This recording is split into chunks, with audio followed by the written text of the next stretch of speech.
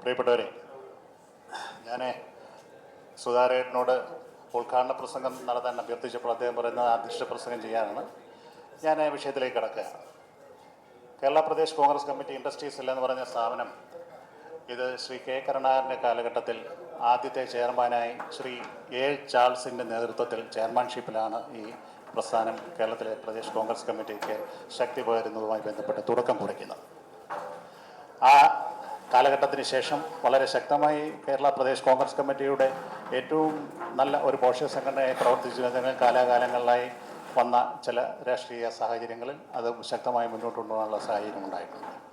ഞാൻ ഈ ഉത്തരവാദിത്വം എന്നെ സുധാകരമായിട്ട് കേരള പ്രദേശ് കോൺഗ്രസ് കമ്മിറ്റി അധ്യക്ഷൻ ഏറ്റിട്ട് കഴിഞ്ഞതിന് ശേഷം കേരളത്തിലെ മുഴുവൻ ജില്ലാ കോൺഗ്രസ് കമ്മിറ്റിയുടെ പ്രസിഡന്റന്മാരോടും അതത് ജില്ലകളിൽ നിന്നുള്ള KPCC ഭാരവാഹികളുമായി ചർച്ച ചെയ്തതിന് ശേഷം തികച്ചും കോൺഗ്രസ് പൊളിറ്റിക്കൽ ബാക്ക്ഗ്രൗണ്ടിനുള്ള എന്നാൽ ഒരു വ്യവസായ സംരംഭത്തിൻ്റെ കമ്പാർട്ട്മെൻറ്റിൻ്റെ ഉള്ളിൽ ജീവിത നിലവാരവുമായി മുന്നോട്ട് പോകുന്ന നേതൃത്വപരമായി പങ്കുവഹിക്കുവാൻ കഴിയുന്ന ആ ഒരു ലിസ്റ്റാണ് ഞാൻ KPCC പ്രസിഡന്റിന് സമർപ്പിച്ചത്. അതിൽ അദ്ദേഹം ചെറുവിധ ചർവണം നടത്തി ഫൈനലായ ലിസ്റ്റ് അംഗീകരിക്കുകയും അതനുസരിച്ച് കേരളത്തിലെ 14 ജില്ലകളിലെയും ജില്ലാ പ്രസിഡന്റ്മാരെയും സംസ്ഥാന ഭാരവാഹികളെയും അനൗൺസ് ചെയ്യുകയുണ്ടായി. ഭാഗ്യവശാൽ കോഴിക്കോട് ജില്ലയിലെ അദ്ദേഹം അവിടുത്തെ ബാർ അസോസിയേഷൻ്റെ പ്രസിഡന്റ് എന്നുള്ള നിലയിൽ ബാർ അസോസിയേഷനിലെ പ്രവർത്തനങ്ങൾ, അതായത് ഓഗസ്റ്റ് 15 ബന്ധപ്പെട്ടുള്ള പ്രവർത്തനങ്ങളിൽ ഏർപ്പെടേണ്ടതുകൊണ്ട് ഒഴിവായി ബാക്കി മുഴുവൻ ജില്ലാ നമ്മുടെ അധ്യക്ഷന്മാരും ഈ യോഗത്തിൽ എത്തിച്ചേർന്നിട്ടുണ്ട്. സംസ്ഥാന ഭാരവാഹികളിൽ ഏതാണ്ട് 80-85% ആളുകൾ ഇവിടെ എത്തിച്ചേർന്നിട്ടുണ്ട്. എനിക്ക് ഏറ്റവും സന്തോഷം നൽകുന്ന കാര്യം കാസർഗോഡ് നിന്നും കണ്ണൂരിൽ നിന്നുമുള്ളവർ ഇന്നലെ തന്നെ തിരുവനന്തപുരത്ത് ഈ പരിപാടിയിൽ പങ്കെടുക്കുവാൻ എത്തിച്ചേർന്നു എന്നുള്ളതാണ്. തിരുവനന്തപുരത്തു നിന്നുള്ള ഷേർലിയാണ് അല്പം ലേറ്റായത്. കാസർഗോഡുള്ളവർ ഇന്നലെ എത്തി. ഷേർലി നമ്മുടെ തിരുവനന്തപുരം ജില്ലാ കോൺഗ്രസ് കമ്മിറ്റിയുടെ നേതാവാണ്. അതിലുപരി ഈ ഇൻഡസ്ട്രീസിലിൻ്റെ സ്ഥാപക ചെയർമാനായിരുന്ന എ ചാൾസ് MPയുടെ മകൻ്റെ ഭാര്യയുമാണ്. അങ്ങനെ ഒരു ബന്ധവും ഈ മൂവ്മെൻറ്റുമായിട്ടുണ്ട്. ഞാൻ എൻ്റെ വിഷയത്തിലേക്ക് കടക്കാം. കേരളത്തിലെ അസംഘടിതമായ ഒരു മേഖലയാണ് small medium large scale industry sector. ആ സെക്ടറിൽ നമ്മുടെ അനുഭാവമുള്ള പാർട്ടി പ്രവർത്തകരും പാർട്ടി നേതാക്കന്മാരും ജീവിത ഉപാദനത്തിന് വേണ്ടി പ്രവർത്തിച്ചുകൊണ്ടിരിക്കുമ്പോൾ പല കാരണങ്ങളാൽ പല രീതിയിലും ഈ വ്യവസായ സ്ഥാപനങ്ങൾ മുന്നോട്ട് കൊണ്ടുപോകാൻ സാധിക്കാത്ത അവസ്ഥ ഉണ്ടായിട്ടുണ്ട്.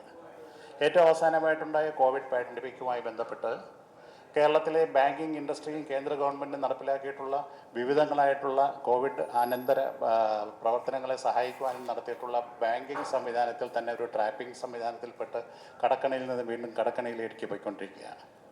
കൊല്ലം ജില്ലയിൽ നിന്ന് ഇവിടെ ചെയർമാനും വൈസ് ചെയർമാനും ഒക്കെ എത്തിച്ചേർന്നിട്ടുണ്ട്.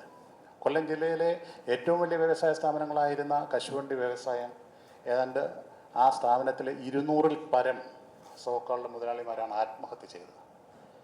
ഇത് കേരളത്തിലെ പൊതുസമൂഹത്തിന് അറിയാൻ വയ്യാത്ത ഒരു കണക്കാണ്. കോവിഡാനന്തര കാലഘട്ടത്തിന് ശേഷം കേരളത്തിലും ഇന്ത്യയിലും ഭരിച്ചുകൊണ്ടിരിക്കുന്ന മുതലാളിത്തത്തെ താങ്ങി നിർത്തുന്ന ഗവൺമെൻറ്റുകൾ നടത്തിയിട്ടുള്ള ധനപരമായിട്ടുള്ള നിലപാടുകൾ, പോളിസി മാറ്റേഴ്സ് ഇന്ത്യയിലെ മൊത്തത്തിലുള്ള വ്യവസായങ്ങളെ തളർത്തുകയും ഒരു വ്യക്തിയാധിഷ്ഠിതമായ വ്യവസായ വളർച്ചയിലേക്ക് ഇന്ത്യയിലെ സമ്പദ് വ്യവസ്ഥയെ മുന്നോട്ട് കൊണ്ടുവന്ന ഒരു സാഹചര്യത്തിൽ കൂടെയാണ് നമ്മൾ മുന്നോട്ട് പോയിക്കൊണ്ടിരിക്കുന്നത്.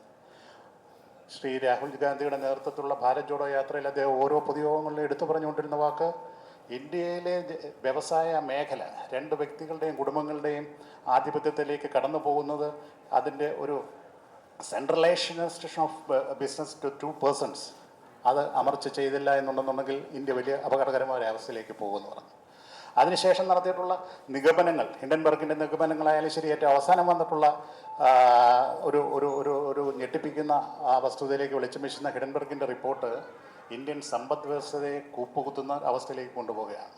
ഈ സാഹചര്യത്തിൽ ഇന്ത്യൻ നാഷണൽ കോൺഗ്രസ് എടുക്കേണ്ട മുദ്രാവാക്യങ്ങളുണ്ട്, ഉത്തരവാദിത്വങ്ങളുണ്ട്. ഓൾ ഇന്ത്യ കോൺഗ്രസ് കമ്മിറ്റി നിർദ്ദേശിച്ചിട്ടുള്ള ഹിഡൻബർഗ് ആയി ബന്ധപ്പെട്ട സെബി എന്ന് പറയുന്ന വാച്ച് ഡോഗിനെതിരെ നമുക്ക് നടത്തേണ്ട രാഷ്ട്രീയ പ്രവർത്തനങ്ങളുണ്ട്, ബോധവൽക്കരണ പരിപാടികളുണ്ട്. ബഹുമാന്യായ കേരള പ്രദേശ് കോൺഗ്രസ് കമ്മിറ്റിയുടെ അധ്യക്ഷൻ പരിപാടികൾ ആസൂത്രണം ചെയ്ത് നമുക്ക് വേണ്ട നിർദ്ദേശങ്ങൾ നൽകും എന്നുള്ളത് 100% ഉറപ്പുള്ളത് കൊണ്ട് ഞാൻ അതിൻ്റെ ഡീറ്റെയിൽസിലേക്ക് കടന്നു പോകുന്നില്ല.